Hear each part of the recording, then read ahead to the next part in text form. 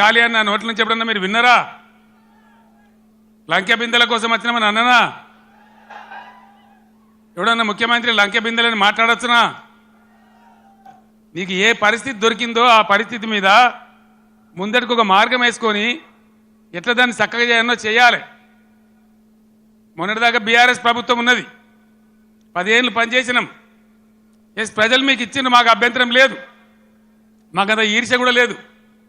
నువ్వు మాకన్నా కుడిచేయి పని చేయి, మాకన్నా మంచిగా పని చేయి, మంచి పేరు తెచ్చుకో, మేము పోటీ పడేటట్టు చూసుకో, మాతో పోటీ పడేటట్టు చూసుకో. కానీ ఈ సీరితము, పండబెట్టి తొక్కుతాము, రైతు బంధు అడితే చెప్తోని కొడతాము.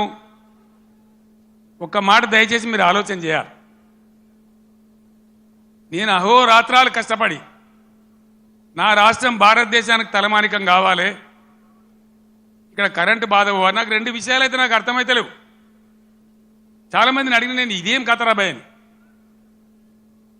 మంచినీళ్ళు భగీరథ ప్రయత్నం చేసి 2-3 నెలలు రాత్రి నిద్ర లేకుండా రాత్రి 3 గంటల వరకు కూడా పనిచేసి ఒక అద్భుతమైన పథకం రూపకల్పన చేసి మంచి సోర్సుల దగ్గర పెట్టి నేను ఒక ఛాలెంజ్ చేసిన అసెంబ్లీలో మీకు జ్ఞాపకం చేస్తా ఉన్నా.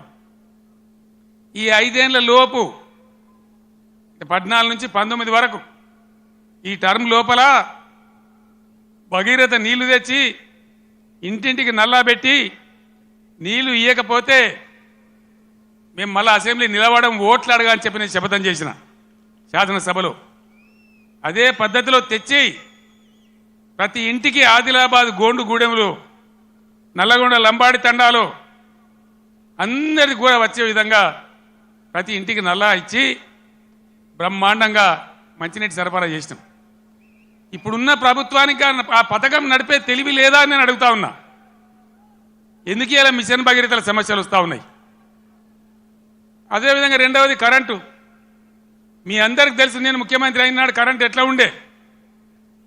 ఏడాది అర్థం లోపల దాన్ని బాగా చేసి రెప్పపాటు సెకండ్ పాటు కరెంటు పోకుండా రాష్ట్రంలో అన్ని వర్గాలకు కరెంటు ఇచ్చినాం. పోచారం శ్రీనివాసరెడ్డి గారు నా పక్కనే ఉన్నారు, ఆనాడు వ్యవసాయ శాఖ మంత్రిగా ఉండిరి. ఆయనకు నేను లక్ష్మీపుత్రుడు అని పేరు పెట్టుకున్నా. ఆయన కాలంలోనే 24 గంటలు రైతులకు ఫ్రీ కరెంట్ వచ్చింది, రైతు బంధు వచ్చింది. కరెంటు కరోనా వచ్చి కాటేస్తే కూడా నేను వేరే ఏవో ఆపినా కానీ రైతు బంధు ఆపలే. వ్యవసాయం జరగాలి, గ్రామాలు నిలబడాలి, రైతాంగం నిలబడాలని కరోనా వచ్చి బాధ పెట్టినా, ఖజానాల డబ్బులు లేకున్నా, అప్పో సప్పో చేసైనా సరే రైతు బంధు ఆపలే. ఇలాగా రైతు బంధు అయ్యే శాతం అయితే లేదా? కేసీఆర్ జర్ర ఇటు ముఖం మలగంగానే కట్క బంద్ చేసినట్టు కరెంటు బంద్ అవుతుందా? మేము చేసిన దాన్ని 9 ఏళ్ళు ఇచ్చిన దాన్ని ఈ చవడ దద్దమ్మలకు ఇయ్యస్తలేదా? దయచేసి ప్రజలు ఆలోచించాలి. ఇలా మళ్ళా మీరు కాంగ్రెస్కే ఓటేసినారు అనుకో, ఏమంటారు?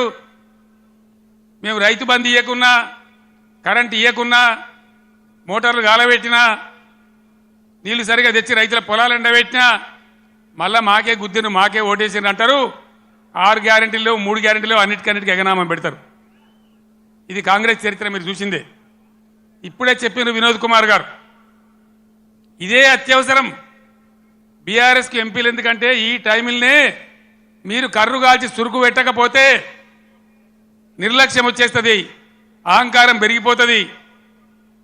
ఇప్పుడు చెప్పుతోని కొడతా అంటే రేపు నిజంగానే కొడతాడు. ఆ విధంగా మోసపోదామా? లేదు బీఆర్ఎస్ గులాబీ జెండా ఎగిరేసి బ్రహ్మాండంగా మన ఎంపీలను గెలిపించి ముందుకు పోదామా?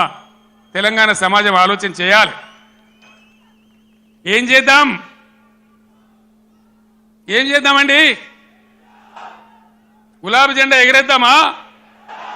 ఈ పార్లమెంట్ ఎన్నికల్లో ఎంత బలంగా గులాబీ జెండా ఎగిరితే ప్రజల పక్షాన కాపలాదారులుగా ఇంతకుముందే వినోద్ గారు చెప్పినట్టు బ్రహ్మాండంగా ముందుకు పోతాం.